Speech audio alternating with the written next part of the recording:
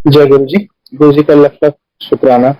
गुरु जी ने मुझे इस लायक समझा कि मेरे जीवन में बहुत सारे सत्संग जोड़े और आज ये मौका दिया कि मैं गुरु जी की प्यारी प्यारी संगत के सामने उन सभी सत्संगों को शेयर कर पाऊं, क्योंकि हम सब जानते हैं किसी न किसी के सत्संग से हमें हमारे बहुत सारे जो हम जीवन में सवाल करते रहते हैं, जिनका जवाब हमें चाहिए होता है, वो गुरु जी सत्संग के माध्यम से कहीं ना कहीं देते हैं।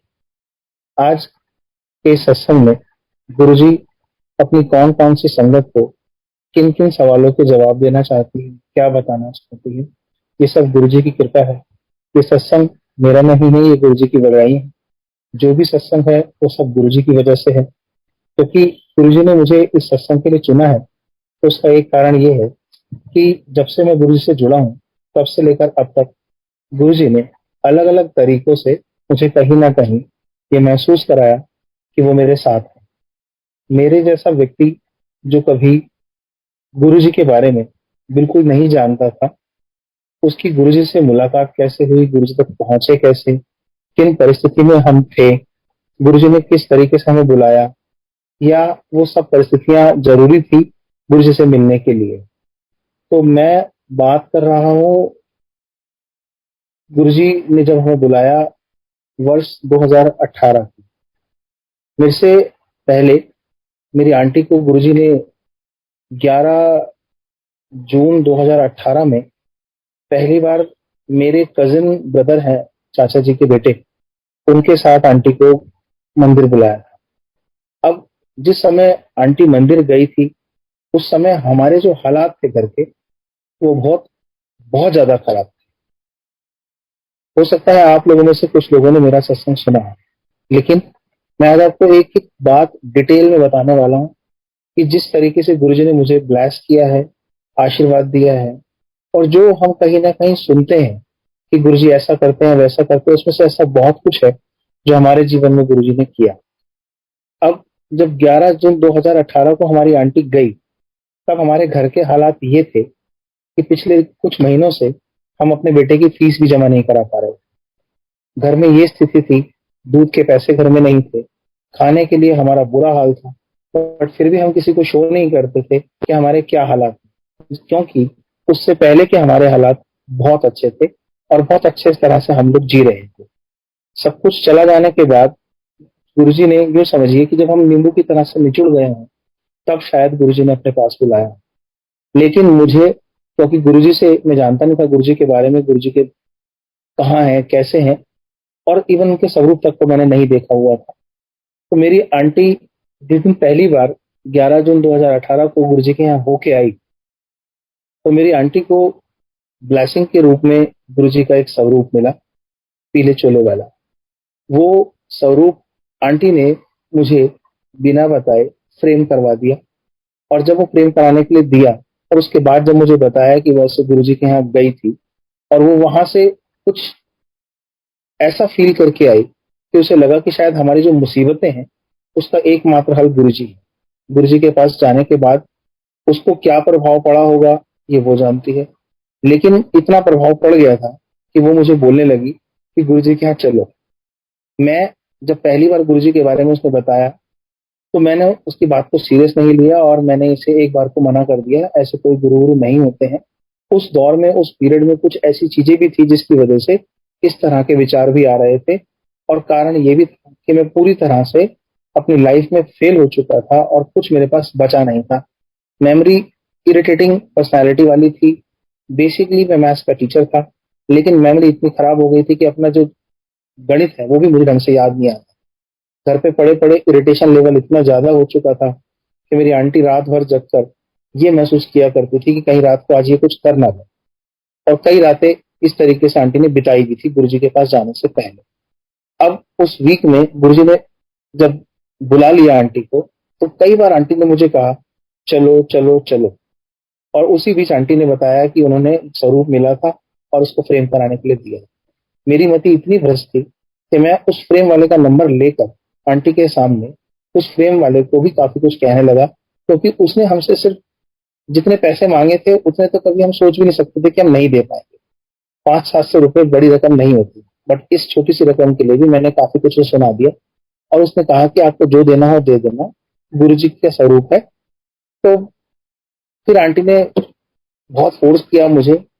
तो अगले हफ्ते 17 जून 2018 की बात है, जब आंटी ने मुझे जाने के लिए बहुत फोर्स किया। हमारे पास एक गाड़ी हुआ करती थी होंडा सिटी, वो नीचे घर पे खड़ी थी। उस पर भी हमने कर्जे ले रखे थे। पेट्रोल की हमारी औकात नहीं, दूध की हमारी औकात नहीं, खाने की हमारी औकात नहीं। कहीं ना कुछ जोड़ बटोर कर काम चला रहे थे। फिर आंटी ने कहा जैसे तैसे चलते हैं, ओला कर लेते हैं, क्योंकि मेरी तबीयत इतनी अच्छी भी नहीं हुआ करती थी। तो ओला की हमने। ओला करने के बाद मैंने आंटी से पूछा कि कहाँ जाना है एग्जैक्टली। तो उन्होंने कहा कि मैं जिस कजिन के साथ गई थी, वो पहले मेट्रो स्टेशन छतरपुर ले गए थे, वहां से फटफटी सेवा लेकर हम मंदिर गए। तो आप छतरपुर मेट्रो स्टेशन का डाल दो, उसके हिसाब से हम लोग चले जाएंगे, आगे जाके फटफटी सेवा ले लेंगे। तो वही हमने किया, और 5-7 मिनट बाद उस ओला वाले का फोन आ गया और बोला कि जी मैं वहां नहीं जाऊंगा। इस पर उसने जो बुकिंग थी वो कैंसिल कर दी।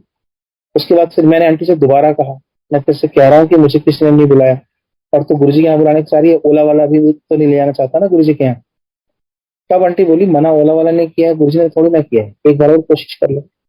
एक बार और कोशिश की, और हमने जब ओला के लिए destination point Chhatarpur metro station डाला, तो जाहिर सी बात है जब ओला वाला आएगा तो हमें वो छतरपुर मेट्रो स्टेशन ले जाएगा, गुरुजी को तो नहीं ले जाएगा। हमने उसको ओटीपी दिया। जैसे उसकी गाड़ी में मैं आगे बैठा लेफ्ट सीट पे, आंटी पीछे बैठी, तो वो उसने ओटीपी लेने के तुरंत बाद बोला गुरुजी के जाना। वो बात हमारे लिए बहुत ज्यादा सरप्राइजिंग थी कि उसे कैसे पता कि हम ओटीपी उसको छतरपुर मेट्रो स्टेशन दे रहे हैं और वो कह रहा है गुरुजी के जाना। मैंने एकदम अपने आंटी की तरफ देखा, उसकी तरफ देखा। तो मैंने उससे दोबारा कहा हमने तो आपको छतरपुर मेट्रो स्टेशन जाने के लिए बोला है, और उसने फिर बोला आपने जाना गुरुजी के हैं।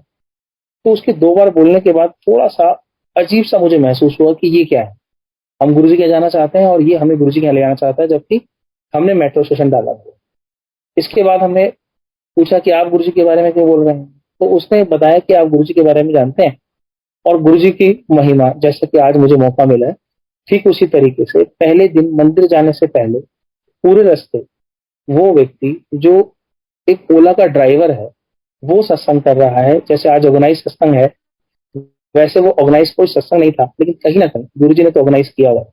उसने बताया कि उसका एक्सीडेंट हो गया था। एक्सीडेंट होने के बाद उसकी गाड़ी 3 बार पलट गई थी, फिर भी वो बच गया। बचने के बाद उस समय वो किराए की गाड़ी चलाया करता था, और आज उसकी स्थिति ये है कि वो जब गुरु से जुड़ा तो वो आज 3-3 गाड़ियां उसकी किराए पे चल रही हैं। वो ऐसे ऐसी बहुत सारी बातें गुरुजी की मुझे बताने लगा, और मुझे उस समय तक गुरुजी पर बिल्कुल ना तो विश्वास था और ना ही मैं जाने के लिए इच्छुक था, क्योंकि मैं आंटी के कहने पे जा रहा था। तो जब बहुत बार गुरुजी के बारे में बताने लगा तो मैं इरिटेट होकर बोला यार आप बेटर है अपना मुंह बंद करें और चुपचाप अपनी गाड़ी चलाएं। तो बोला सत्संग है तो बता रहा हूँ। तो जब वो बताने लगा तो मैंने उसको फिर मना कर दिया, और मैंने कहा इससे बेटर ये मैं सो जाता हूँ, आप जब आएगा तब उठा देना।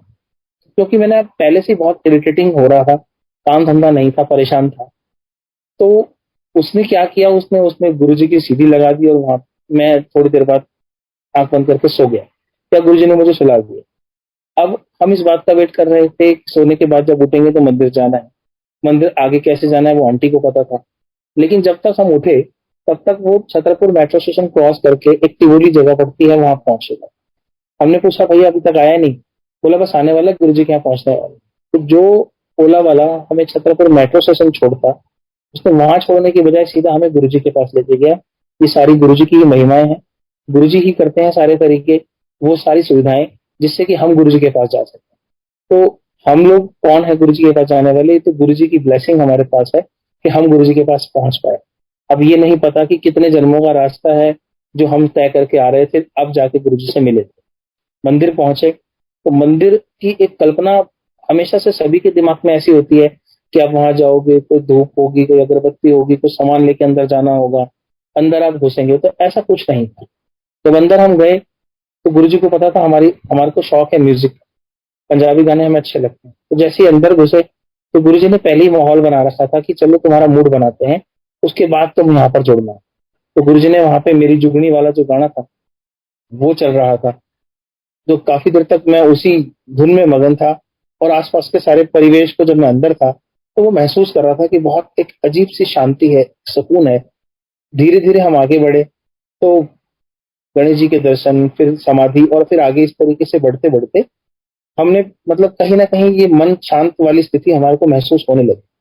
उसके बाद हमने देखा वहां पर एक और बहुत अच्छी चीज थी कि 4 लोग एक ही थाली में प्रसाद खा रहे हैं। इस बात से भी हम काफी हद तक प्रभावित हो रहे थे, लेकिन अभी तक वो पूरी तरह से जुड़ने वाली बात कहीं नहीं थी। फिर हम पीछे से जब बाहर निकल रहे थे एग्जिट पॉइंट से, तो वहां पर एक सुंदर सा बैल हमें दिखाई दिया, मुझे भी और मेरी आंटी को भी, जो पैसेज बीच में पड़ता है। और इतनी देर में हमारे बेटे ने बोला कि पापा वॉशरूम जाना है। तो हमने किसी सेवादार से पूछा, और जब पलट के देखा तो बैल ओझल था। कुछ समझ नहीं आया ये हुआ क्या। सेम चीज आंटी को और मुझे लगी। फिर हम वहां से आ गए। कहीं ना कहीं थोड़ा सा जुड़ाव था भी और नहीं भी, लेकिन अंदर से एक आवाज आई कि जब खाने को कुछ नहीं और करने को कुछ नहीं है, तो चलो एक काम करते हैं, मंदिर ही आ जाया करेंगे। और यहाँ पर कम से कम वो चीजें तो है नहीं कि चढ़ावा चढ़ाना है, ये लाना है, वो लाना है। हम जैसे तैसे करके मंदिर आने लगे। तो हम जब पहली बार आंटी के साथ गए तो संडे था। उसके बाद हमें किसी अंकल ने कहा कि अगर आपको फाइनेंशियल प्रॉब्लम्स चल रही हैं, बहुत सारी दिक्कतें हैं, तो आप वीरवार को आ जाएगा। इस तरीके से फिर हम वीरवार को आने लगे। तो 3 से 4 या 4-5 हफ्ते ही मैक्सिमम हमारा ये पीरियड रहा होगा। चौथा हफ्ता था, तो ऐसे ही मन से हमारे निकल गया कि यार यहाँ सेवा ही कर लेते हैं, अगर कुछ नहीं कर रहे हैं तो खाली तो है। तो सेवा का मुंह से निकला। तो उस समय हम शटल सेवा में थे। शटल सेवा हमने ली थी, और मंदिर तक जाने के लिए हम शटल में बैठे हुए थे। तब हमने वो सेवादार से पूछा कि यहाँ सेवा किस तरीके से मिल सकती है। तो बोले अंकल कौन सी सेवा करनी है। मैंने कहा जो आप कर रहे हैं। तो बोले अंकल इसे शटल सेवा बोलते हैं, इसके लिए तो आपको पूछना पड़ेगा। मैंने कहा किससे। तो बोले नायडू अंकल से पूछना पड़ेगा। और आप आज तो वो आते नहीं है, आज का दिन तो नहीं होते, आप जिस दिन वो आते हैं उस दिन आप आ जाना, मैं बता देता हूँ आपको। तो जब मैं उनसे जब पूछा, तो मैं इतना नहीं पूछ पाया कि सेवा में क्या करना होता है, मतलब ये तेल वगैरह की बातें मुझे नहीं पता। तो जब उन्होंने मुझे ट्रांसफार्मर पर उतारा तो नायडू अंकल वहीं खड़े थे। तो बोले अंकल शायद गुरुजी की मर्जी है कि आपको सेवा मिलेगी, क्योंकि अंकल नायडू अंकल आज के दिन तो नहीं होते, बट वो सामने खड़े हैं, जाइए आप उनसे मिल लीजिए। अगर सही में गुरुजी ने सेवा देनी होगी तो शायद आपको आज मिल जाए। मैंने उनसे बात करी, तो उन्होंने मुझे संडे में सेवा करने के लिए, मैंने कहा उनसे, तो संडे की सेवा के लिए उन्होंने मुझे, गिरीश चावला अंकल है, उनके रेफरेंस से मुझे बोल दिया कि आप आ जाइए। और उन्होंने मुझसे कुछ नहीं पूछा आप कितने सालों से आ रहे हो, कितने टाइम से आप आए हो, कितनी बार आए हो। बस इतना पूछा कि आपको गाड़ी चलाने आती है, कितने साल से गाड़ी चला रहे हो, और बोल दिया कि ठीक है ऐसे आता है, अंकल से मिल लेना। मैं उनसे आके मिला। अब संडे वाले दिन मेरी सेवा लगनी थी, तो सेवा के बारे में पूछ के आया, तो सेवा तो लग गई। फिर आंटी बोली कि एक बात बताओ, घर में तो स्थिति ऐसी है कि ना दूध ना खाना, ना बच्चे की फीस, और जो सेवा तुम बता रहे हो उस सेवा के हिसाब से पेट्रोल कहाँ से आएगा। तो हमने कहा अब जो गुरुजी ने सेवा दी है तो जो होगा वो हो जाएगा। तो हमने मतलब जैसे तैसे करके सेवा जब शुरू की, जिस गाड़ी को हमने खड़ा कर रखा था उसका पेट्रोल हमारे बस की नहीं था अफोर्ड करना, बट कुछ ना कुछ करके वो अफोर्ड हुआ। और लगभग यूं समझ लीजिए बस उतना ही अफोर्ड हो पाता था जितना हम कर पाते थे। कभी भी हमारे हालात उतने अच्छे नहीं थे। यह शायद हमारी परीक्षा थी कि हम ये कर पाएंगे या नहीं कर पाएंगे। महाराज ने सेवा दी है तो हम क्या कर पाएंगे, महाराज नहीं करवानी है। अब इसके आगे महाराज ने क्या प्लान कर रखा है, यहाँ से हमारी जर्नी महाराज के साथ जुड़ना शुरू होती है। हम जब सेवा कर रहे थे तो 3 से 4 हफ्ते ही हमने सेवा ठीक से अभी करना सीखा ही होगा कि सेवा कैसे करते हैं। तो महाराज को लगा कि हाँ इसकी जो स्थितियां हैं उसको देखते हुए तो कहीं ना कहीं कुछ ना कुछ तो काम इसे देना चाहिए। तब मेरी कोई पुरानी वीडियोस वगैरह किसी ने इंदौर में देखी, और वहां से मुझे किसी के रेफरेंस से कॉल आया। तो उन्होंने कहीं ना कहीं से नंबर अरेंज किया मेरे बारे में, और जब मेरे पास कॉल आया, तो कॉल आने के बाद उन्होंने मुझे जब इनवाइट किया पढ़ाने के लिए, तो मेरी स्थिति उस समय भी ऐसी थी कि ना मैं टिकट खरीद सकता था और ना मैं अपने खर्चे पर वहां रह सकता था। बट उन्होंने कहा कि आपको किसी चीज की कोई दिक्कत नहीं है, टिकट हम देंगे, आपने सिर्फ आना है। मैंने बताया ना, क्योंकि जब मैंने गुरु से जुड़ा नहीं था, उससे कुछ टाइम पहले तक घर की आस्थिति बहुत खराब थी। मेरा मेंटल लेवल इतना डिस्टर्ब था कि मैं मैथमेटिक्स पढ़ाने की कंडीशन में ही नहीं थी। बट फिर भी ये महाराज की ब्लेसिंग है, शुक्राना है गुरु जी का। गुरु जी ने मुझे तैयार किया उस चीज के लिए कि आप जाओ और जाके जिस काम के लिए भेज रहा हूँ वो करो। मैं इंदौर पहुंचा, वो लोग मुझे लेने आए, मैं उनके यहाँ पहुंचने के बाद उनमें रहने का सब कुछ इंतजाम किया। अगले दिन परीक्षा थी, मुझे क्लास लेनी थी उनकी। मैंने जब उनके यहाँ क्लास ली तो 2 घंटे की वो क्लास थी और काफी बच्चे उन्होंने बुलाए हुए थे। 2 घंटे की क्लास को लेते लेते 3 साढ़े 3 घंटे तक मैं बोलता ही रहा। बच्चे भी सुनते रहे और मैं भी उन्हें जो मन कर रहा था, जैसे पढ़ाया करता था बिल्कुल वैसे ही पढ़ाता रहा। क्लास के अंदर इंस्टीट्यूट के मालिक भी बैठे थे। जब वो क्लास खत्म हुई तो बोले कि अंकल, हम आपको काम पे कैसे रख सकते हैं? हम काम पे नहीं रख सकते आपको। तो मुझे लगा कि शायद 2 घंटे बोला था, 3.5 घंटे पढ़ाता रहा, शायद परफॉर्मेंस ठीक नहीं है, इनको समझ नहीं आया। तो बोले नहीं, हमारा कहने का मतलब ये है कि हम आपको तनख्वाह पे नहीं रखना चाहते, हम आपको पार्टनरशिप देना चाहते हैं। जय गुरु जी, शुक्राना गुरु जी। मतलब मेरे लिए बड़ा अमेजिंग था कि मैं पार्टनरशिप कैसे कर सकता हूँ, कि मेरे तो हालात ही बहुत खराब है। सच तो यह है कि इससे पहले मेरा बहुत अच्छा काम था, इंस्टीट्यूट वगैरह चला करते थे और बहुत दूर दूर तक लोग मुझसे पढ़ने के लिए इच्छुक रहते थे। अब जब मैंने वहां पर उनसे कहा कि मैं पार्टनरशिप नहीं करना चाहता, मेरे पास पार्टनरशिप के लिए कुछ नहीं है, तो वो बोले नहीं, ऐसा कुछ नहीं है, आपको कुछ नहीं लगाना। जो प्रॉफिट होगा उसमें आपका हिस्सा होगा, 50% के आप हमारे पार्टनर हो। आपके रहने का, खाने का सारा इंतजाम हमारी तरफ से। अब सोचिए कि जिसके पास थोड़े दिन पहले कोई काम नहीं है, जो बिल्कुल बेरोजगार है, जिसके बच्चे की खुद की फीस नहीं जा रही हो, उसके सामने ये गुरुजी ने परीक्षा रख दी कि या तो इंदौर शिफ्ट हो जाएगा काम के लिए या सेवा भी करेगा। तो महाराज ने बहुत अच्छा सा एक सिस्टम बनाया। मैंने उनसे बोला कि आप मुझे पार्टनरशिप में जो देना चाहे दे दें, लेकिन मेरी एक शर्त है कि आप मुझे हर संडे की फ्लाइट की टिकट देंगे, जाने की और उसके बाद आने की, ताकि मैं जहां से आया हूँ, जिनकी वजह से आया हूँ, जिन्होंने ये सब इंतजाम किया है, वो सेवा जो मुझे दे रखी है मैं वो कर सकूं। तो उन्होंने मेरी बात मान ली, क्योंकि सब कुछ प्लानिंग गुरु जी की थी। मैं जो कहता शायद वो सब मान लेते। तो जब उन्होंने ये बात सुनी कि मुझे क्यों जाना है, तो उन्होंने मेरे को मना नहीं किया। और फिर इस तरह से सिलसिला गुरु जी के ब्लेसिंग का मुझ पे होने लगा।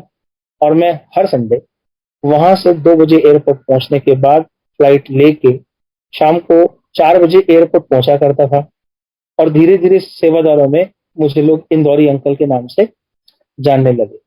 तो कई हफ्ते जब मैं वहां से आया करता था, तो उसमें 3-4 हफ्ते ही हुए होंगे कि मुझे लगने लगा कि सेवा में 5 बजे तक पहुंचना होता है, शटल सेवा में। और मैं 4 बजे एयरपोर्ट उतरने के बाद अशोक विहार जाकर वहां से गाड़ी लेकर आता हूं तो मैं लेट हो जाता। लेकिन मेरे पास कोई सोल्यूशन नहीं था, इसलिए मैं 5 बजे ना पहुंचकर कभी 5:30 बजे पहुंचता था, कभी 5:40 पे पहुंचता था, 5-6 बज जाते थे कभी कभी। तो फील होता था कि शुरू से पंक्चुअलिटी की आदत थी, लेकिन यहाँ सेवा में मैं लेट हो रहा हूँ। लेकिन कर क्या सकता हूँ, सारा कुछ उसी तरह से ऑर्गेनाइज था। फ्लाइट का टाइम ऐसा था, सेवा का टाइम ऐसा था कि मैं कुछ नहीं मैनेज कर पा रहा। तो एक दिन गुरु जी को लगा कि ये मैनेज होना चाहिए, तो मेरे मुझसे कहा, गुरु जी कुछ तो ऐसा हो जाए कि मैं टाइम से आ जाऊं। तो कुछ फ्लाइट का टाइम चेंज नहीं हो सकता था, वो सब फिक्स था। तो गुरु जी ने एक सेवादार को एक दिन बोला कि अपना बैग मेरी गाड़ी में रख दे। मतलब गुरु जी ने ही बोला होगा। तो सेवादार के मन में आया होगा कि मेरा बैग, मतलब उसका बैग मेरी गाड़ी में वो रख दे। तो मैंने उसकी बात मान ली और बैग रख लिया। और मैंने कहा कब चाहिए आपको? कहते जब सेवा का शाम को जब हम आगे लेंगे गुरु जी से, तो तब मैं आपसे ले लूँ। तो जब हम आगे लेने का टाइम आया तो मैंने अंकल से पूछा। तो मैंने कहा अंकल कहाँ से आते हो? क्योंकि मैं अकेला आता था। तो बोले जी शास्त्री नगर से। तो मैं अशोक विहार और वो शास्त्री नगर, बहुत क्लोज था। तो मैंने कहा कैसे आते हो? बोले अंकल कहीं ना कहीं किसी ना किसी की मदद लेकर आई जाती। तो मैंने कहा अच्छा, और कौन कौन आता है? तो बोले भाई आता है, पापा जी आते हैं। तो मैंने कहा पापा क्या करते हैं? बोले पापा ड्राइवर है। मैंने कहा अच्छा कहाँ? कह किसी जज के पास ड्राइविंग करते हैं। तो मैंने कहा मतलब गुरुजी सुनते हैं आप, देखो गुरुजी की प्लानिंग क्या थी। मैं गुरुजी से कह रहा था कि मैं लेट आता हूँ सेवा में, मैं टाइम से आना चाहता हूँ। तो गुरुजी ने वो बैग रखवाया अंकल से, और उनके पिताजी जो प्रोफेशनली ड्राइविंग का काम करते हैं उनको जोड़ा। और जब उनको जोड़ा तो उस स्थिति में मेरे लिए समस्या ही सॉल्व हो गई। क्योंकि मेरी प्रॉब्लम ये भी थी कि मैं गाड़ी अगर एयरपोर्ट पे रखूं तो एक एक हफ्ते के लिए गाड़ी का पता नहीं कितना तो पार्किंग चार्ज हो जाएगा। एयरपोर्ट पे वैसी बड़ी महंगी पार्किंग होती है, इसलिए गाड़ी मुझे दिल्ली छोड़नी होती थी। तो जब अंकल से बात हुई, उनके पापा से बात हुई, तो चाबी मैंने उनको बोला कि सीधी सी बात है कि अब आपको किसी और की हेल्प लेके आने की जरूरत नहीं है। आपको मंदिर आने के लिए किसी ना किसी तरीके से आते ही हो आप तीनों, तो ये गाड़ी लेकर आप सीधा 4 बजे मैं एयरपोर्ट उतरता हूँ, आप फ्लाइट जैसी बाहर आऊंगा, आप गाड़ी लेके वहां आ जाओ। तो अंकल गाड़ी लेके वहां आ जाते थे। गुरु जी इतना प्यार करते थे कि वहां से मैं सीधा जब गाड़ी लेकर उनके साथ मंदिर आता था, तो वो जो 1.5-2 घंटे का मेरा अशोक विहार जाना और आना होता था, वो गुरुजी ने सारा खत्म कर दिया। और गाड़ी एयरपोर्ट के बाहर खड़ी हुआ करती थी और गुरुजी मुझे मंदिर ले आते थे। और जो सबसे कहीं ना कहीं एंड में आता था, वो स्टार्टिंग में आने लगा। पहला नंबर या दूसरे नंबर पे मैं पहुंच जाता था। मन से पूरी सेवा होती थी। और क्योंकि वहां सुबह पहले क्लास लेता था, फिर एयरपोर्ट आता था, फिर फ्लाइट से यहाँ आता था, फिर सेवा होती थी, थक जाता था। तो गुरुजी ने ये भी इंतजाम कर रखा था कि रात को इतना थक जाता है तो अशोक विहार तक जाने के लिए भी अंकल भी ऐसे जुड़े ड्राइवर थे। तो वो अंकल जब मुझे लेके आते थे तो मैं गाड़ी वाली सीट पर सोता हुआ आता था, और वो अपने घर उतरते थे और वहां से मैं अपने घर आ जाता। इस तरह से गुरुजी मौज कराते थे। और मतलब लगभग दिसंबर के आसपास मुझे लगने लगा कि यार इंदौर से आना जाना बहुत मुश्किल हो गया।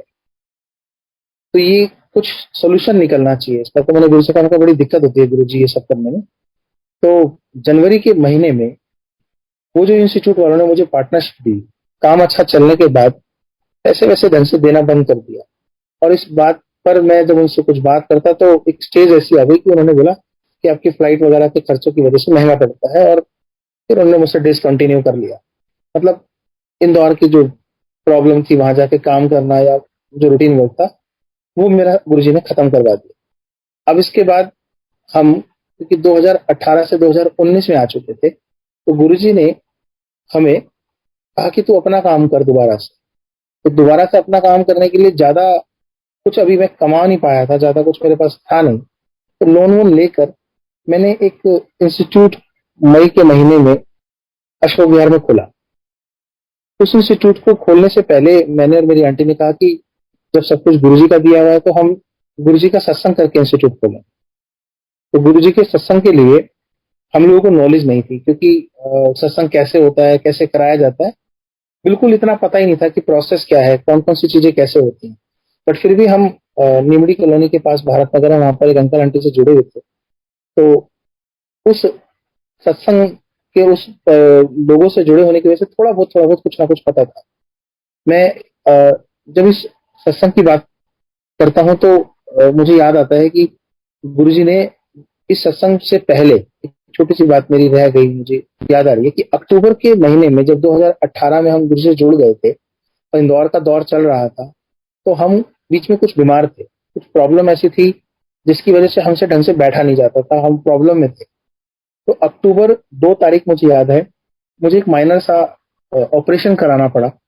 और उस ऑपरेशन के बाद मुझे बहुत सीवियर पेन था। और उस सीवियर पेन की वजह से मैं घर पर दिल्ली में ही उल्टा लेटा हुआ था और मुझसे हिला डुला भी नहीं जा रहा था। पेन ज्यादा होने की वजह से मेरा बेटा गुरुजी के स्वरूप के आगे जाकर गुरुजी से उसने बात की और बोला कि पापा को ना बहुत ज्यादा पेन हो रहा है, तो कुछ करो गुरुजी। तो दूसरे वाले कमरे में से जब गुरु जी को बेटे ने प्रेयर की, तो 4 बजकर कोई 35 या 20-35 के बीच की बात होगी। तो मतलब आंटी आई और बोली कि देखना कि दूसरे वाले कमरे में कुछ ज्यादा खुशबू सी आ रही। तो मैं मतलब हिम्मत थी नहीं मेरे पास, लेकिन मैं फिर भी आंटी के कहने के बाद थोड़ा सा उठकर वहां तक गया। और जब हम अंदर गए तो हमें समझ नहीं आया कि इतनी खुशबू क्यों आ रही है, क्योंकि तब तक हमें ये भी अच्छे से नहीं पता था कि गुरुजी जब ब्लास्ट करते हैं, जब गुरुजी आते हैं तो फ्रेग्रेंस आती है। तो ये हमारे लिए एक अजीब सी सिचुएशन थी। तो हमें लगा शायद घर में कहीं कोई इत्र वगैरह गिर गया हो, उसकी खुशबू आ रही हो, या घर के बिल्कुल नीचे एक मंदिर था, वहां किसी ने धूप वगैरह जलाई हो। तो खिड़की से आंटी ने देखा ऐसा कुछ नहीं है, घर में चारों तरफ देख लिया, कोई गुलाब जल वगैरह कहीं कुछ गिरा हुआ नहीं है। फिर दूसरे कमरे में आने लगी और इतनी ज्यादा फ्रेग्रेंस बढ़ती जा रही थी कि जैसे मतलब किसी ने सही में कोई फ्रेग्रेंस फैला रखी हो, बार बार जैसे कोई स्प्रे कर रहा है। उस दिन 2 अक्टूबर को सारा दिन हम ये सोचते कि ये क्यों आ रही है। तो मैंने, एक सेवादार है ऋषि अंकल जी, उनको फोन किया। मैंने कहा अंकल ऐसे ऐसे हमारे घर में बहुत ज्यादा फ्रेग्रेंस है, और आज सुबह सुबह मेरा ऐसे ऐसे माइनर ऑपरेशन हुआ था और मैं तकलीफ में था। तब उन्होंने बताया कि आप शब्द लगा लो, क्योंकि गुरुजी आपके यहाँ है और शायद आप तकलीफ में थे और गुरुजी के आप सेवादार हो और बहुत अच्छे से सेवा करते होगे, गुरुजी आपको पसंद करते होंगे, इसलिए गुरुजी आपको ब्लेस करने आए हुए हैं, आप निश्चिंत हो जाए। अब शब्द वगैरह लगाए तो उसी दिन मेरे मित्र से मुझे पता लगा कि 3 तारीख को हमारे घर के सामने वाले कम्युनिटी सेंटर में एक एनुअल सत्संग होना है, जो मैं बता रहा था कि जिनसे हम जुड़े थे, निमड़ी कॉलोनी से भारत नगर वाले सत्संग। हम जब ये सुना कि हमने सत्संग है, तो 3 तारीख को पेन में थोड़ा सा राहत थी, प्रॉपर नहीं थी बट राहत थी। जैसे तैसे करके हम विद फैमिली गुरु जी के सत्संग में चले गए। वहां जाकर मैं कुर्सी पे बैठ गया, आंटी वगैरह आगे बैठ गई, मेरे से नीचे बैठा नहीं जा रहा था, तो मैं जैसे तैसे कुर्सी पे बैठा हुआ। अब गुरु जी कितना प्यार करते हैं, वहां पर एक राजू अंकल है जो सेवादार थे, उन्होंने मुझे देखा और बोले यहाँ क्यों बैठे हो भाई, चलो सेवा करो। अब एक दिन पहले जो एक ऑपरेशन की वजह से दर्द में करा रहा हो, उससे सेवा करवाना सिर्फ गुरुजी ही कर सकते हैं, हमारी कोई औकात नहीं है, हमारे बस की नहीं। गुरुजी ने वहां लंगर प्रसाद की सेवा में मुझे लगाया, और आखिरी मतलब आखिरी टाइम तक, जब तक प्रसाद बट रहा था, बिल्कुल आज्ञा लेने के लिए मैं अगर कहूँ तो एंड तक गुरुजी ने मुझे सेवा दी, लंगर प्रसाद बंटवाया, और दर्द का पता नहीं कहाँ था, और सेवा में मगन कर रखा। तो ये सबसे पहली बार हमें जब गुरुजी ने ये प्रेजेंट फील करवाया कि मैं आज भी आपके पास आता हूँ, वो खुशबू जो हम अक्सर कभी ढूंढते रहते हैं, वो गुरुजी हमें जब देते हैं तो हमारे आसपास ब्लेसिंग के रूप में होते हैं। गुरुजी ने 1 हफ्ते तक हमें वो खुशबू हमारे घर में बनाई रखी। इस बीच मेरे कजिन ब्रदर वगैरह भी आए और बोले कि आपके घर से ज्यादा खुशबू आ रही है, तो हम उन्हें बता रहे थे क्योंकि काफी लोग को जानते नहीं है गुरुजी के बारे में, तो वो इतना माने ना माने, लेकिन हमें समझ आ चुका था, कृपाएं हम पर शुरू हो गई। तो वो जो सत्संग था, वहीं के लोगों से मैं जुड़ गया था, तो उनसे मुलाकात होती थी। तो जब हमने अपना इंस्टीट्यूट अशोक विहार में खोला, तो हमने कहा कि गुरुजी के सत्संग के साथ, मैंने कहा जैसे कि हम उसको शुरू करेंगे, तो मैंने सत्संग से पहले बोला कि सारा लंगर प्रसाद मैं खुद ही बनाऊं, और जितने भी लोगों का बनना है मैं खुद बनाऊंगा। तो मैं समझता हूँ कि मुझे मैं नहीं बोलना चाहिए था, क्योंकि वो एक सेवा है जिसमें सबको सेवा मिलनी होती है, बट मैंने कहीं ना कहीं ये बोला कि मैं ही बनाऊंगा, क्योंकि मुझे लगता था मैं ठीक ठाक खाना बना लेता हूँ। तो जी, सारे चीजों का हमने इंतजाम कर लिया, और इंतजाम करने के बाद जब लंगर बनाने की बारी आई, तो ठीक उस समय मेरा एक दोस्त अरविंद, वो मेरे घर आया। नहीं, वो आया अशोक विहार जहाँ हमारा इंस्टीट्यूट था। तो वहां से उसका मैसेज आया, तो फिर मैंने उसे घर बुलाया। जब वो घर पहुंचा तो लंगर बनाने की तैयारी हो रही थी, मैं कड़ी वगैरह सब भूल घाल के रख चुका था, सोच रहा था कि मैं लंगर बना लूंगा। लेकिन जैसे ही गैस वगैरह ऑन करने की कोशिश की, तो पता लगा गैस का पाइप जो है वो खराब है, और वो लंगर बनाने की स्थिति जो मैं कोशिश करना चाह रहा था, वो मुझसे हो नहीं रही थी। फिर उसने बोला कहीं से दूसरे चूल्हे का इंतजाम कर।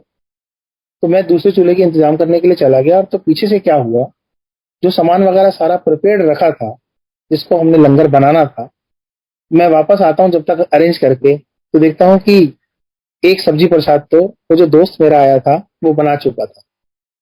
तो ये उसकी सेवा थी, और मैं कह रहा था लंगर मैं बनाऊंगा। अब उसके बाद जब दूसरा प्रसाद बनाना था, कड़ी प्रसाद की बात आई, तो कड़ी प्रसाद बनाने के लिए जब मैंने कोशिश की, तो मुझे मैसेज आया कि इंस्टीट्यूट में एसी जो लगा है वो काम नहीं कर रहा है, और जो डेकोरेशन वाला है वो अभी नहीं आया। मैं वहां पर गया, तो जब मैं वहां गया तो यहाँ कड़ी छोड़कर चला गया। मतलब अकेले सत्संग नहीं होता, सत्संग के लिए गुरुजी ऑर्गेनाइज करते हैं चीजों को, सबको सेवाएं बांटते हैं, जिसे जो सेवा लेनी होती है वो गुरुजी की मर्जी होती है। अब हम इस मूड में थे कि शायद हम बना पाएंगे, लेकिन जब यहाँ अरेंजमेंट करते करते टाइम लगा और हम वापस गए, तो तब तक एक अंकल, मित्तल अंकल है, उनकी आंटी, मेरी आंटी और वो अंकल, वो कड़ी प्रसाद भी चढ़ा चुके।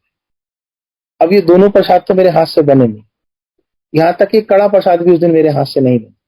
मतलब मैंने जितनी कोशिश की कि प्रसाद मैं बना पाऊं, नहीं बन पाया। तो इसमें इस बीच क्या हुआ कि वो जो रोटी प्रसाद था उसका ध्यान नहीं रहा, आटा वाटा सब आया था, और मैं बार बार गाड़ी लेके इधर से उधर इंस्टीट्यूट में भाग रहा था, चीजों को अरेंज कर रहा था, तो आटा मेरी गाड़ी की डिग्गी में ही रह गया।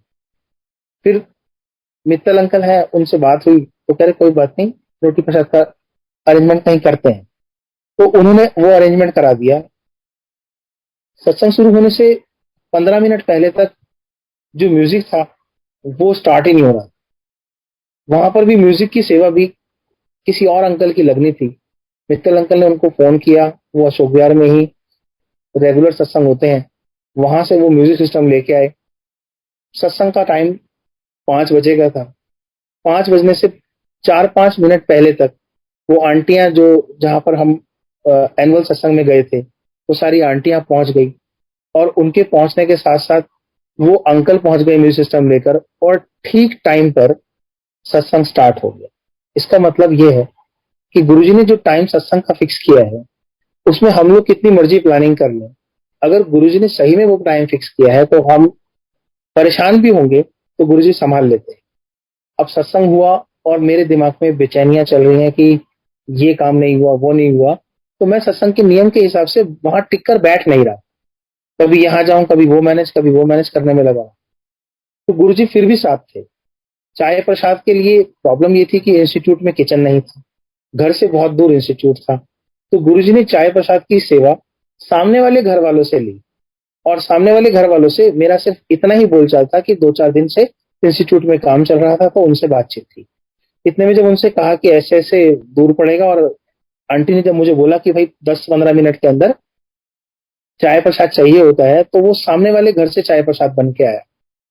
मतलब मेरे हाथ से एक चीज नहीं बनी जो मैं कह रहा था कि मैं लंगर प्रसाद वगैरह करूंगा, तो मतलब मेरी काय की मैं, बट जाने अनजाने में मैंने ऐसी गलती की, और गुरुजी ने मुझे समझाने की कोशिश की कि ये सबकी सेवाएं होती। वो सबसे बड़ी मिरेकल वाली बात ये थी कि जब हमें भोग प्रसाद लगाना था, तो मैंने जो अंकल जो हमसे जुड़े थे, जो हमें इंदौर लाया ले जाया करते थे, वो जो क्या कहते हैं, जो गाड़ी से लेके आया करते थे, उनके बेटे से कहा कि घर से रिक्शे में रखवा के सारा प्रसाद रखवा लो। तो इधर जब वो प्रसाद इधर इंस्टीट्यूट की सीढ़ियों तक नीचे पहुंचा, ठीक उसी समय जहां से रोटी प्रसाद बन के आना था, वो भी उसी एग्जैक्ट टाइम पर रोटी प्रसाद और वो सब्जी प्रसाद वगैरह सब एक साथ आया ऊपर। तो इस तरह से हमारा वो जो सत्संग था वो पूरा हुआ, जिसमें मुझे छोड़कर सबकी सेवाएं लगी, और मैं भागता ही रहा, जबकि मैं सोच रहा था कि सत्संग में सब कुछ मैं करूंगा, तो हमें मैं तो करनी नहीं है, सब कुछ गुरु ने कराना है। अब इसके बाद पता नहीं, जो स्वरूप वहां लगा था वो आज भी है। उसमें गुरु जी गुस्से में दिखते थे, और गुस्से में दिखने का कारण ये था कि उस काम को मैंने पार्टनरशिप में किसी के संग किया था, और गुरु जी नहीं चाहते थे मैं उसके संग पार्टनरशिप करूं, क्योंकि वो उस काम को आगे जाके नहीं चलाने वाले, कहीं ना कहीं वो नुकसान में रहेगा, ये गुरु जी को पता होगा। तो उस चेहरे में आज वही स्वरूप हमारे घर पे है, उसमें से मुस्कुराहट दिखाई देती है, लेकिन जब तक वो लगा हुआ था तब तक गुरु जी का गुस्सा दिखाई देता। अब हुआ क्या, वो इंस्टीट्यूट 3 से 4 महीने में लॉस में जाने लगा। सिर्फ 2 से 3 एडमिशन हुए, किराया, उन टीचर्स की पेमेंट को देखते हुए बिजली पानी एडवर्टीजमेंट में सब कुछ नुकसान दोबारा शुरू हो गया। जो थोड़ा बहुत कुछ आने लगा था वो सब माइनस में चला गया, यानी कि उस इंस्टीट्यूट के लिए भी फिर दोबारा से लोन वोन लेके कर्जा वर्जा चढ़ गया। अब अक्टूबर के महीने में जाके वो भी बंद हो गया। नवंबर में फिर मौका मिला, तो फिर दोबारा से नजफगढ़ साइड में जाके एक इंस्टीट्यूट स्टार्ट किया। गुरु जी की अच्छी कृपा थी, पहले दिन से ही काम दिखाई देने लगा, और 2 महीने में अच्छा खासा काम हो गया। अब लगा कि शायद दिल्ली में सब कुछ ठीक ठाक तरीके से मैं कर लूंगा और सब कुछ ऑर्गेनाइज हो जाएगा, बट शायद परीक्षा है ना, इससे ज्यादा अभी भी और लिखी थी। तो गुरुजी ने क्या किया, जब कोरोना आया, तो कोरोना आने से 1 महीना पहले 14 फरवरी को काम ठीक ठाक सेटल होने की वजह से, वो भी काम मैंने पार्टनरशिप में किसी के संग किया। वहां पे मुझे गुरुजी ने बोला कि जहाँ रहते हो उसे छोड़ दो, आने जाने में काफी टाइम वेस्ट होता है। तो उस लड़के ने मुझे एक 3 BHK दे दिया, और हम उसके कहने पे 14 फरवरी को वहां शिफ्ट हो। शिफ्ट होने के बाद हमें लगा अब थोड़ा आराम है, काम वाम आराम से कर पाएंगे। लेकिन क्या हुआ, कोरोना आने की वजह से उसको ये डील, क्योंकि उसका घर जो था, उसने अपने मुंह से कहा था कि अंकल ये गिफ्ट है, मतलब सर ये गिफ्ट है आप रख लो। तो शायद उसका कारण ये था कि उसे लग रहा था मुझसे बहुत पैसा कमा लेगा मेरे काम से, मेरे नाम से। ये गिफ्ट तो उसने दे दिया, और हम लोगों के पास एक घर हो गया, जो शायद गुरु जी की ब्लेसिंग थी। बट कोरोना का पीरियड 1 महीने का नहीं था, आप सब जानते हैं, 2 महीने, 3 महीने, 4 महीने में उस पार्टनर की नीयत खराब होने लगी, और उसके व्यवहार से लगने लगा कि शायद उसे ऐसा लग रहा है कि उसने ये जो स्टेप उठाया घर देने का, वो बहुत जल्दी में था। तो मैंने और मेरी आंटी ने महसूस किया कि शायद उसने बिजनेस किया होगा और हम इसे इमोशन मान रहे हैं। हमने फाइनली ये मन बना लिया कि हम दोबारा से किराए के मकान में रह लेंगे, लेकिन जहां दम घुट रहा है वहां नहीं रहे। और हमने वो मकान उसको एज इट इज वापस देकर किराए के मकान में हम शिफ्ट हो गए और वापस आ गए उस एरिया से। अब लॉकडाउन चलता रहा, तो इस बीच गुरुजी ने हमारी जो ये नियत थी, हमने लगभग जून के महीने में वो घर खाली किया। और जून में ही मुझे कहीं ना कहीं उस दौर में ऑफलाइन पढ़ाने का कोई काम नहीं था, ऑनलाइन पढ़ाने का मौका मिला। मैंने वहां पर जब पढ़ाना शुरू किया, जुलाई का महीना था, 9 तारीख, वहां से मैंने जब उनके यहाँ काम किया, उनको कुछ आइडियाज दिए और उस पर काम चला, तो उन्होंने काफी पैसा कमाया। और हमारा जो उस समय का जो दौर था वो भी ठीक ठाक गुरुजी ने निकाल दिया। अगले साल आने से पहले जब हम उस पीरियड में थे 2019 में, क्योंकि 2019 का एक बीच का एक सत्संग रह गया मेरा, मैं वो बीच में बताना चाह रहा हूँ, वो बहुत इंपॉर्टेंट है और बहुत सारे सेवादारों ने देखा।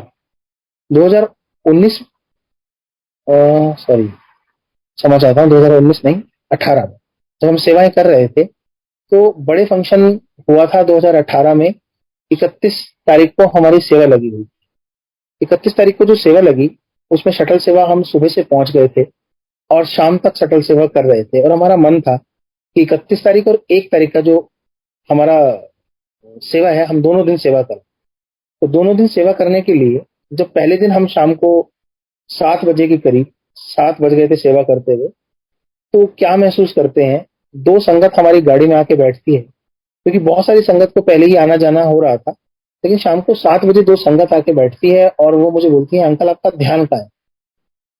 तो मैंने कहा मतलब? कहते पूछ रहे हैं आपका ध्यान कहाँ है? मैंने कहा सेवा में। बोले गाड़ी साइड में लगा लो आगे। तो मैंने आगे गाड़ी साइड में लगाई, तो पवन अंकल थे और एक दो सेवा और थे, वो सब आए। बोले कि यहाँ गाड़ी क्यों लगाई है? मैंने कहा ये कह रहे हैं गाड़ी यहाँ लगा। तो मैंने वहां गाड़ी लगाई, तो उन्होंने पूछा क्या दिक्कत है? कह रहे बोले इनको बोनट खोलो। पवन अंकल वहीं देख रहे थे, बोनट खोला। बोनट खोलने के बाद उन्होंने गाड़ी का स्केल निकाला जिसमें इंजन ऑयल चेक होता है। तो जैसे ही उन्होंने वो स्केल निकाला, तो देखा कि स्केल में एक बूंद तेल नहीं है।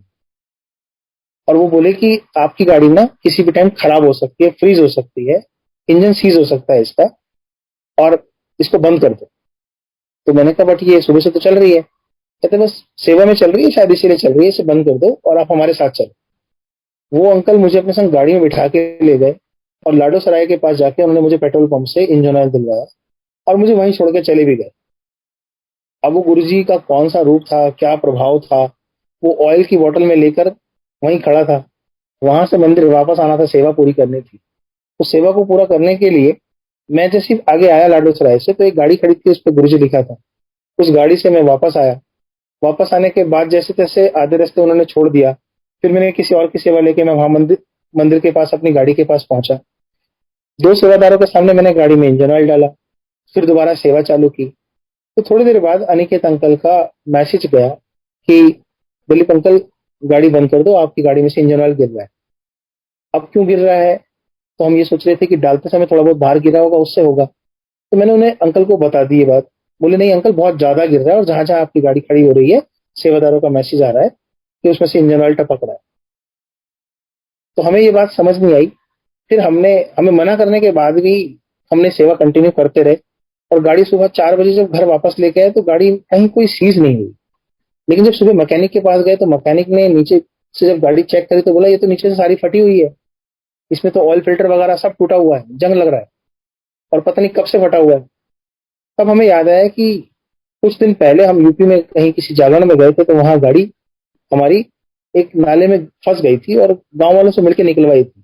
तभी भी हमने नहीं सोचा था कि शायद ऐसा कुछ हुआ होगा नीचे। तो ये गुरुजी की कृपा है कि गुरुजी पेट्रोल के बगैर गाड़ी चलाते हैं। मेरी तो बिना इंजन ऑयल के गाड़ी चलाई है, और उस पीरियड में और उस 31 तारीख के बीच में कम से कम 1 महीने का पीरियड रहा होगा। और हम सोच के इस बात पे हैरान है कि इतने दिन से गाड़ी कैसे चल रही है। सब गुरुजी की कृपा है।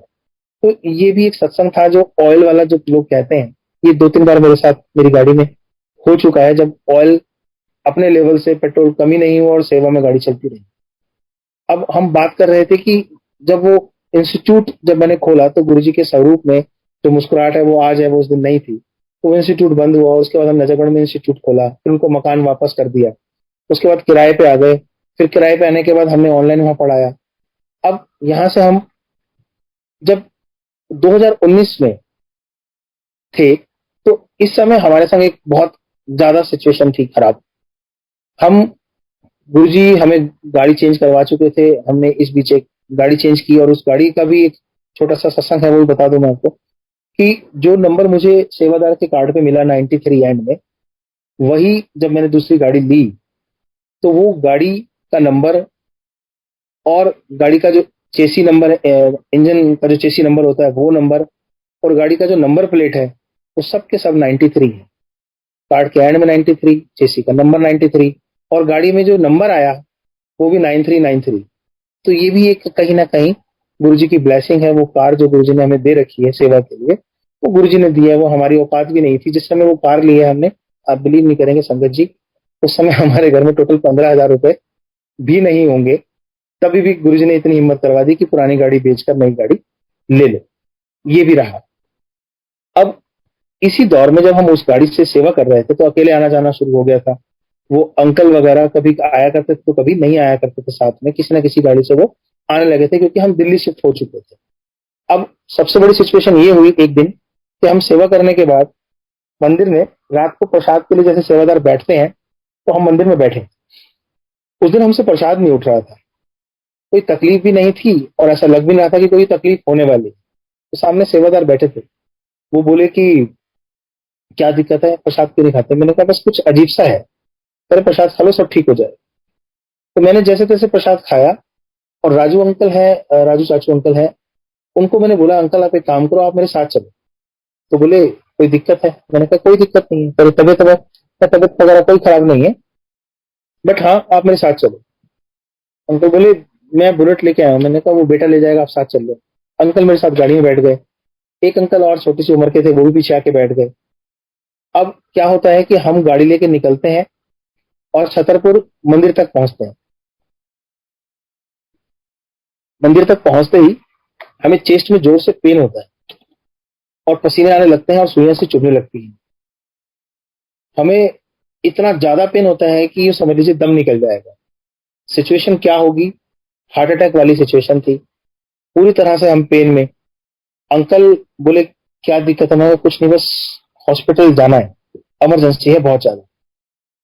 अंकल ने ये भी नहीं कहा गाड़ी मैं चलाऊं, बस महाराज ने इतनी हिम्मत दी कि मैं स्टीयरिंग संभालता रहा, और उस सीवियर पेन में छतरपुर मंदिर से लेकर सफदरजंग हॉस्पिटल तक हम पहुंचे। मैंने थोड़ा बहुत नॉलेज होने की वजह से कहा कि अंकल जाओ इससे कोई डिस्प्रिन वगैरह ले आओ, इकोस्प्रिन ले आओ। तो उन्होंने, केमिस्ट वालों ने कहा बिना प्रिस्क्रिप्शन के नहीं दे सकते, मेरे पेन हो रहा था सीवियर। फिर हमने गाड़ी को हॉस्पिटल के अंदर घुसा दिया। वहां से हम पहुंचे तो चारों तरफ मतलब इतने सारे पेशेंट थे कि वो मुझे सिर्फ बीपी की प्रॉब्लम समझ रहे थे और मुझे कह रहे थे चेक करा लो जाके। तो हमें लगा कि नहीं, ये एंटरटेन ठीक से नहीं कर रहे हैं, कुछ हो जाएगा। फिर मालिक ने हिम्मत दी, हम फिर गाड़ी में बैठे। इस बार भी गाड़ी गुरुजी ने महाराज ने मुझसे ही चलवाई, और वहां से बीएल कपूर पहुंचे। और वहां जाके मैंने टोटली मतलब मेरी हिम्मत टूटी, और तब उन्होंने कहा कि इनको तो अटैक है, हार्ट की प्रॉब्लम। अब जैसे तैसे उस समय ना तो हमारे हालात अच्छे थे ना हमारी औकात अच्छी थी कि हम कुछ करवा पाए, और बीएल कपूर हम अफोर्ड नहीं कर सकते कुछ समय। तो हमने कहा कि कोई भी फर्स्ट एड कर दो ताकि हम घर चले जाए। तो उन्होंने फर्स्ट एड की। फर्स्ट एड करने के बाद महाराज ने पता नहीं कहां से फिर इतनी हिम्मत दी कि मैं राजू अंकल को उनके घर छोड़कर फिर सुबह अपने घर पहुंचा। आंटी को मैंने सारा बताया। तो अगले दिन हमने एक आरके वाले डॉक्टर है उनसे ट्रीटमेंट, एक लगभग एक लंबे समय तक ट्रीटमेंट वगैरह लिया, कोई आराम नहीं मिल रहा था। तब 5 अक्टूबर 2020 में कोरोना काल चल रहा था। इस बीच हमें लगने लगा कि शायद हम दवाई से ठीक नहीं, बीमार हो गए। तो 5 अक्टूबर को हम लोग हॉस्पिटल गए, और हॉस्पिटल उस दिन भी हमारे पास ज्यादा पैसे नहीं थे। हम लोग हॉस्पिटल पहुंचे और सेम डे गुरुजी महाराज ने मेरा ऑपरेशन किया, और उसमें मेरे को स्टंट डाला। एंजियोग्राफी हुई और उसमें पता लगा कि 99% ब्लॉक हूं। इतने दिन गुरुजी चलाते रहे दवाइयों पे, और हार के जब मेरे को स्टंट डला, तो यहाँ पर भी एक बहुत बढ़िया सत्संग है, बहुत बढ़िया मिरेकल है, बहुत बढ़िया ब्लेसिंग है गुरु जी की, कि 5 तारीख को मेरा ऑपरेशन होने के बाद जब मुझे उन्होंने आईसीयू में शिफ्ट किया, तो आईसीयू में शिफ्ट होने के बाद एक मैसेज आया 6 तारीख को कि एक पेशेंट है जो कोरोना पॉजिटिव था, अब कोरोना नेगेटिव हो गया है, उसको आईसीयू में शिफ्ट करना है, तो हमारे पास बेड अवेलेबल नहीं है, कॉपरेट करें। तो इससे पहले कोई और कॉपरेट करता, मैंने कह दिया कि मेरा ऑपरेशन तो कल हो गया है, आप मुझे शिफ्ट कर दीजिए, अगर वो इमरजेंसी है तो उन्हें कर लीजिए।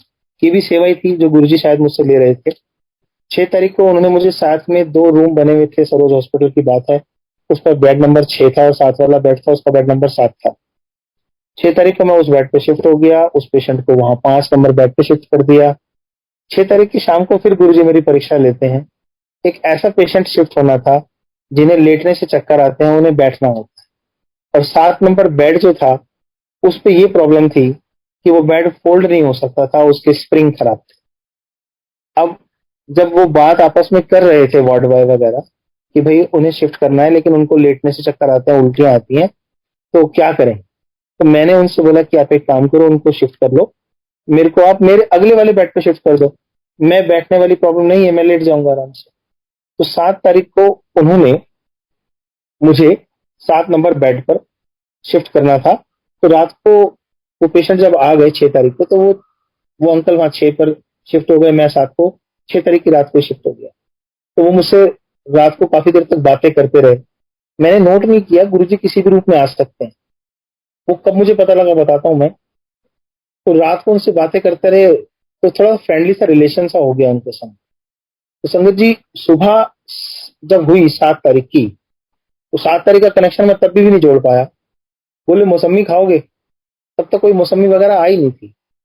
ये एक हिंट था गुरुजी का कि पहचान सकते हो तो पहचान लो, बट मुझे महसूस नहीं हुआ कि गुरुजी कुछ हिंट दे रहे हैं। और देखा तो थोड़ी देर बाद जो नाश्ता आया उसमें 4 5 कटी हुई मौसमियां आई। मैंने ज्यादा दिमाग नहीं लगाया और मौसमी खा ली। थोड़ी देर बाद मैं उनसे फिर बातें करता रहा, क्योंकि उनको बैठना था, लेट नहीं सकते थे, तो मैं उनके लिए बैठा रहा। रात को जैसे तैसे मैं सो गया था। सुबह उठ के जब उनसे मौसमी वगैरह खा ली मैंने, तो उनसे जब बातें हो रही थी तो अचानक उनकी थोड़ी देर बाद तबीयत खराब हो गई। और जब उनकी तबीयत खराब हुई तो उनको ऑक्सीजन लगाने की जरूरत पड़ी। अब वो ऑक्सीजन लगाएं तो उन्हें दिक्कत हो बार बार। अब जब उन्हें बार बार दिक्कत हो तो पता नहीं वो कौन सा कष्ट मेरा काट रहे थे जो मुझे दिक्कत हो सकती थी। बस वार्ड बॉय वगैरह ने उनके हाथ वाथ बांध दिए, जो मुझे देखने में अच्छा नहीं लग रहा, और उनको ऑक्सीजन लगा दी। तो वो जब वार्ड बॉय वगैरह चले गए, तो मैंने उनके हाथ वाथ खोल दिए, तो उन्होंने ऑक्सीजन हटा दी। मैंने उन्हें बोला कि लगा लो इसे, मैं ठीक हो गया, आप भी हो जाओगे। तो गुरुजी का जो गुरुजी के हाथ पर है, मैंने कभी भी ध्यान नहीं दिया इससे पहले कि गुरुजी के हाथ पे एक स्पेशल सा ओम बना हुआ है जो बहुत ही डिफरेंट ओम है, और उनके हाथ पे वो ओम था। अब वो ओम को मैंने तब नोट नहीं किया। अब जब मेरे डिस्चार्ज पेपर 7 तारीख को तैयार हुए, क्योंकि स्टंट डला था, उसके बाद वो 1 2 दिन में डिस्चार्ज कर देते हैं, तो 7 तारीख को आंटी नीचे डिस्चार्ज पेपर बना रही थी। पैसे का इंतजाम पता नहीं कौन सा दोस्त था मेरा जो आया, और वो पैसे वैसे सारी पेमेंट वेमेंट उसने कर दी। हम यहाँ से जब शिफ्ट होके जाने के लिए तैयार हुए, कपड़े वपड़े हमने चेंज किए, तो आंटी आई। तो वो अंकल, जो बुजुर्ग अंकल थे, उनके हाथ, मतलब मैं अगर आपको भी दिखा नहीं सकता, तो दोनों हाथ जैसे किसी को ब्लेस करते हैं ना भगवान, दोनों हाथों से, वो बहुत देर तक दोनों हाथों से मुझे और मेरी आंटी को ब्लेस करते रहे, और काफी देर तक ऐसे ब्लेस कर रहे थे जैसे ईश्वर साक्षात आपको जिंदगी बख्श रहे हैं। वहां से जब हम आ गए, तो मैंने सारा माजरा जो भी सारा कल रात से आज तक का जो था डिस्चार्ज होने तक, तो आंटी को बताया। तो आंटी बोली आपने शायद अंदाजा नहीं लगाया, ना तो आप उनका एड्रेस ले पाए, ना उनसे ज्यादा पूछ पाए। तो गुरुजी थे, क्योंकि वो ओम दर्शन जब उसने मुझे यहाँ बताया और दिखाया ना, तो बिलीव नहीं करोगे, ये सोच सोच के अफसोस होता रहा कि काश उनका एड्रेस ले लेता। अच्छा, एड्रेस ले भी लेता तो गुरुजी कौन सा बढ़िया सा एड्रेस देने वाले थे कि मैं वहां पहुंच जाता गुरुजी को मिलने। तो गुरुजी तो ऐसे ही आके पता नहीं कहाँ, कहीं ना कहीं किसी रूप में आपको मिल लेते। अब इतने सारे सत्संगों के साथ अगर मैं इससे आगे चलूं तो क्या होता है कि गुरुजी, जनवरी फरवरी की बात है, डुगरी में मेरी सेवा लगी हुई थी। तो डुगरी की सेवा कर रहा था मैं, 2021 की बात है।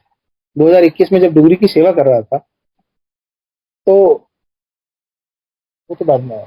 तो मेरे को सेवा करते हुए एक बुजुर्ग अंकल थे, वो भी अच्छे खासे उम्र में थे। तो वो कह रहे थे मुझे जाने दो। मैंने कहा अंकल अभी आगे से जाने के लिए बोला नहीं है, थोड़ा टाइम लगेगा मंदिर खुलने में, तब जाने देंगे, लाइनें लगानी। तो अब इस बीच कुछ गाड़ी सेवादार वगैरह की भी जाती है, जो मंदिर के मेंबर वगैरह हैं उनकी भी जाती है। तो उसको देख के उन अंकल को लगा कि हम सेवादार लोग ना पार्शलिटी करते हैं, जो लोग गाड़ियों में आते हैं या जो रईस लोग होते हैं और जो जो प्रायोरिटी वाले लोग होते हैं उनको पहले मंदिर जाने को मिलता है और हम लोगों को रोका जाता है। तो वो ऐसे ही कुछ ना कुछ बोले जा रहे थे। तो फिर वो बोले, काफी कुछ बोले। तो मैंने कहा अंकल आप मेरे चपेड़े भी लगा लोगे ना, मैं आपसे कुछ नहीं कहूंगा, मेरी सेवा है। आप छितर लगा लो, मैं कुछ नहीं कहने वाला आपसे। आप बस जो कह रहे हो वो ऐसा नहीं है। सब कुछ अपने अपने नियम के हिसाब से गुरुजी ने बना रखा है, हम भी उस नियम को ही फॉलो कर। अगर मेरी खुद की भी आंटी आ जाती है तो मैं उन्हें इसलिए नहीं पहचानता क्योंकि वो गुरुजी से मिलने आई है, वो मेरी आंटी नहीं है। तो मैंने आज तक कभी अपनी आंटी को भी ये नहीं बोला कि आप आए हो तो मैं चलो दर्शन कराता हूँ, क्योंकि मेरे को आदत ही नहीं है। गुरुजी ने मुझे सेवा बख्शी है तो सेवा के तरीके से ही। तो मैंने उनको इतना बोला कि छितर लगा लो, चपेट लगा लो, मैं कुछ नहीं कहूंगा। तो उस थोड़ी से 5 से 7 मिनट के बीच में इवन पवन अंकल वहां थे भी नहीं, उनका मैसेज फोन आया, बोले भी अंकल एक काम करो, आप ना पीछे वाली पार्किंग में चले जाओ, खेतों वाली। मैं वहां चला गया। अब वहां जाता हूं तो बहुत सारे सेवादार ऑलरेडी सेवा कर रहे हो, और जब मैं वहां पहुंचता हूं तो विद इन 5 मिनट्स एक आंटी आती है और वो मुझे बोलती है अंकल ये गुरु जी की जुतियां हैं, कोरोना काल में अब वहां तो रखी नहीं जाएगी, ये गुरु जी के लिए लाई थी, ये आप रख लो। मैं अंदर से इतना खुश कि जो वो जुतियां गुरु जी के पास लेके गई, वो जुतियां उसने मेरे को दे दी और वो जुतियां मैं घर लेके आया। जब मेरे को वो जुतियां वहां से मिली, वो जो ब्लेसिंग मुझे मिली, वो जो प्रसाद मुझे मिला, तो सारे सेवादार मुझसे कह रहे भाई ये तो गलत बात है, हम सुबह से सेवा कर रहे हैं और मलाई तुम लेके जा रहे हो। तो मेरा दिल गुरुजी ने वैसे ही बहुत बड़ा कर रखा है। मैंने कहा इनका काम करो अंकल, ये जुतियां आप रख लो, जैसे आपके पास रहेंगी वैसी मेरे पास रहेंगी, क्योंकि महाराज के नाम से मिली हुई है। तो जितना प्यार मैं इससे करूंगा उतना ही आपने करना है। तो सबने उसके दर्शन किए और मैं सबको बोला कि जिसको चाहिए उसे ले जाओ, लेकिन किसी ने नहीं ली, क्योंकि गुरुजी ने उसके पीछे भी कुछ ना कुछ मेरे को एक बार और जिंदगी बख्शने के लिए सोच रखा होगा कि मैं घर पर आ रहा हूं। तो गुरुजी जुतियों के माध्यम से घर आए, और अप्रैल में जब चारों तरफ महामारी फैली हुई थी, बुरा हाल था, लोग त्राही त्राही कर रहे थे, 14 अप्रैल को मुझे कोरोना हुआ। शुगर, बीपी, हार्ट के पेशेंट साइकोलॉजिकली कितने डिस्टर्ब हो सकते हैं हम सब जानते हैं। शायद कुछ लोग इतने बीमार नहीं थे जितने वो साइकोलॉजिकली कमजोर थे। महाराज ने, जब मुझे कोरोना हुआ, मैं और मेरी आंटी टेस्ट कराने गए, तो मैं जब टेस्ट करा के आया तो मुझे कोरोना था, आंटी को नहीं था। एक दिन के अंदर गुरुजी ने ये महसूस करा दिया कि पुत्र घबराने की जरूरत नहीं है, मैं पहले ही आ चुका हूं तेरा इलाज करने। अगले दिन मुझे दस्त लगे और ठंड लगी, और मैं उस ठंड में जब बुखार में सो रहा था दोपहर में, शाम को जब मैं उठा तो बहुत बड़ा मेरेकल ये था कि जो जुतियां हमने गुरुजी की गद्दी लगाई हुई है वो दरबार में रखी हुई थी, और जैसे वो रखी होती है उससे पहले और उसके बाद हमने कभी भी उसकी पोजीशन में कोई चेंजिंग महसूस नहीं की आज तक। बस उस दिन, जिस दिन मेरे को दस्त लगे कोरोना में, उस दिन गुरुजी ने शायद सारा का सारा जो वायरस था वो मेरे पेट से बाहर निकालना था, और उसकी प्रेजेंस गुरुजी देके गए। दोनों जुतियां अपने लेवल पर, एक बराबर लेवल पर रखी होती थी। उस दिन एक जुत्ती आगे और एक पीछे की तरफ थी। एक हिंट था, आंटी ने मुझसे पूछा आपने यहाँ पर आए थे क्या, मैंने कहा नहीं। तो बेटे से पूछा, नहीं। और आंटी खुद भी उस तरीके से वहां नहीं गई थी। तो वो जुतियों का जो आगे पीछे का मूवमेंट था वो एक प्रेजेंस थी गुरु जी की कि मैं हूं, बेशक से चिंता ना कर दो। और आप बिलीव नहीं करेंगे, लोग डॉक्टरों से कंसल्ट कर रहे थे, पता नहीं किस किस से बात करके किस किस गोलियों की बातें कर रहे थे। कोई जिंक की बात कर रहा था, कोई कैल्शियम की बात कर रहा था, कोई कुछ कर रहा था। महाराज ने हमें ऐसी किसी डॉक्टर से ना मिलने की जरूरत महसूस कराने दी, ना ही ऐसी कोई प्रिस्क्रिप्शन हमारे को किसी डॉक्टर ने लिख के दी कि आप ये चीजें करो। हाँ, उसका इफेक्ट ये जरूर रहा कि जब हम ठीक हो गए, 14 दिन का जो पीरियड काटना था, उस पीरियड को काटने के बाद जब हम खड़े होने लगे तो हमारे कैल्शियम का लेवल बहुत खत्म हो चुका था, ढंग से खड़े नहीं हो पाते थे। तो महाराज ने उस लेवल पर भी रिकवर किया। अब इतने सारे सत्संगों के साथ अगर मैं आज गुरु जी की ये जो बढ़ियाएं हैं, ये जो गुरु जी के आशीर्वाद हैं, ब्लेसिंग है, इससे आज सत्संग कर पा रहा हूँ और बता पा रहा हूँ कि गुरु जी ने हमारे लिए क्या क्या किया है, तो सवाल ये पैदा होता है, मन में क्वेश्चन ये पैदा होते हैं कि अगर गुरुजी ना होते और अगर गुरुजी ने हमें सिलेक्ट नहीं किया होता अपनी संगत बनाने के लिए, तो हमारी क्या स्थिति होती। मेरे लिए गुरुजी का स्थान बहुत ऊपर इसलिए भी हो जाता है क्योंकि मैं बचपन से ही अपने पिताजी का प्यार नहीं देख पाया, और गुरुजी ने वो प्यार जो एक बाप अपने बेटे से करता है, उसकी जो कमियां मेरी जिंदगी में बचपन से रही, उसे 2018 से मुझे महसूस कराना शुरू किया। और हर पल जहां जहां मैं गिर सकता था, टूट सकता था, गुरुजी ने मेरा हाथ थामा और गुरुजी ने अब तक इस लायक बना के रखा कि हम गुरुजी की वडियाई कर सकें, गुरुजी से जो प्रसाद मिलता है, ब्लेसिंग मिलता है, उसे लेते रहें। रास्ते अभी भी हमने ठीक नहीं किए हैं, बहुत सारी चीजें हम अभी भी गलत ही कर रहे हैं। जब भी मुझे कोई संगत मिलती है या किसी संगत से मुझे कोई भी ब्लेसिंग मिलती है, अक्सर मैंने ये सुना है कि जो ब्लेसिंग आपको मिली है वो किसी और को मत दो। बट मुझे नहीं पता, बट मुझे कोई लॉकेट भी अगर कभी मिला है और वो मेरे गले में है या मेरे पास है, और किसी संगत ने मुझसे सेवा करते समय ये कह दिया कि हमें चाहिए, आज प्रवीण अंकल नहीं है, तो मेरा हाथ तो नहीं रुका, मैंने उसे गले से उतार के दे दिया हो। या मेरे घर में जो स्वरूप आए किसी भी तरीके से किसी ने भी दिए, तो मैं उठा के ले गया कि क्या पता नहीं किसको कितनी जरूरत हो, और ऐसा हुआ। कहीं ना कहीं कोई आके स्पेशली मेरे पास आके बोला कि अंकल ऐसे ऐसे चाहिए, कोई बीमार है, कोई ये है वो है। तो वो गुरुजी की सब प्लानिंग होती है। अगर हमें कोई ब्लेसिंग मिल जाती है और हम उससे खुश होते हैं, तो सेम ब्लेसिंग से अगर किसी को देनी पड़े और किसी को बहुत जरूरत है, तो मुझे लगता है दे देनी चाहिए, क्योंकि जितनी खुशी हमें मिली है उतनी ही गुरुजी ने उसको भी देनी है। तो मैं अपने परसेप्शन की बात कर रहा हूँ, मेरा मानना ऐसा है कि गुरुजी की ब्लेसिंग गुरुजी के स्वरूप से जब हमें मिलती है, और वो स्वरूप अगर हम किसी और को दे देते हैं तो हम पे ब्लेसिंग कम हो जाएगी, ऐसा नहीं सोचना चाहिए। अगर कभी भी जल प्रसाद अगर हमें मिलता है और हम उसे पी लेते हैं, वो हमारे शरीर में चले जाता है, तो उसका कोई असर खत्म थोड़ी ना हो जाता है। तो अगर इसी तरीके से अगर हम समझें कि जो ब्लेसिंग स्वरूप के रूप में हमें मिल गई है और वो स्वरूप अगर आगे चला गया है, तो उस जल प्रसाद की तरह से ही हमारे अंदर चला गया है। तो अभी पीछे डुगरी में एक छोटा सा वाक्य क्या बताऊं, मेरी सेवा लगा दी स्कूल वाली पार्किंग में। तो मुझे लगा कि गुरुजी आज संगत से नहीं मुलाकात होगी, सारे सेवादार गाड़ी लगा के चले जाएंगे और मैं यहाँ खड़ा ही रहूंगा, मतलब संगत की सेवा ही नहीं हो पाएगी। तो वहां टेंट लगा हुआ था। थोड़ी देर बाद पता लगा कि जो ब्लेसिंग्स बटनी है वो उसी टेंट में बटनी है, और कितनी संगत वहां पे आनी होगी सोचो। तो जो ब्लेसिंग्स वहां बांट रहे थे, तो गाड़ियां तो वहां ऑलरेडी जो पार्क होनी थी हो चुकी थी, अब हम खाली खड़े थे।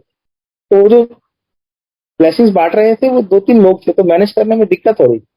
तो उनके संग में लाइनें लगाने लग गया, सेवा तो खुद ही ढूंढ लेनी चाहिए अगर आप खाली खड़े हो। तो मेरे को ऐसा लगता है, तो मैंने उनके संग लाइनें लगाने लग गया।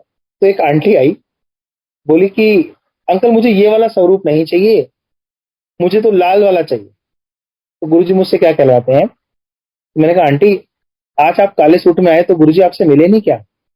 घर में तो आपके हरा सूट भी होगा, पीला सूट भी होगा। तो अगर गुरुजी ने आपको कभी ये नहीं कहा कि आप इस सूट में आ गए हो, दूसरे सूट में आओ, मैं आज नहीं मिलूंगा, तो ये कौन सा तरीका है कि गुरुजी के ये वाले सूट में नहीं, ये वाले कपड़ों में चाहिए, ये वाले चोले में चाहिए। तो आंटी खुश होकर गई। और भी एक आंटी थी जिसको कैलेंडर मिल गया, वो कह रही मुझे एक कैलेंडर और चाहिए। तो मैंने कहा क्यों, ये आपको मिल तो गया? कहती नहीं, मैंने अपनी बेटी को देना है, वो इंग्लैंड जा रही। तो मैंने कहा तो, कह रही उसके लिए भी चाहिए। तो मैंने कहा आप ये वाला उसको दे दो। कह रही ये मैं क्यों दे दूं? मैंने कहा भाई आपके पिताजी ने आपको कैलेंडर दे दिया, गुरुजी महाराज ने, वो पिताजी अपनी ड्यूटी परफॉर्म कर गए, आपने कैलेंडर मांगा, आपको दे दिया, अब आप अपनी बेटी को नहीं दे सकते क्या? तो कह रही अच्छा दे दूंगी। तो गुरुजी मतलब जब सेवा कर रहा होता हूँ तो कुछ ऐसे ऐसे इंसिडेंट्स करवाते हैं जिसमें कुछ ऐसा ऐसा बुलवा देते हैं जिससे संगत खुश होकर चली जाती है, चाहे उसे कुछ मिले या ना मिले। इसके लिए मैं गुरुजी का बहुत बहुत शुक्राना करना चाहता हूँ, और गुरुजी की इस कृपा के लिए बहुत बहुत अनंतम शुक्राना करना चाहता हूँ। और उस तमाम संगत का यहाँ पे शुक्राना करना चाहता हूँ जो गुरुजी की वडियाई सुन रहे हैं और जिन्होंने मुझे आज ये सत्संग करने का मौका दिया। जय गुरु जी।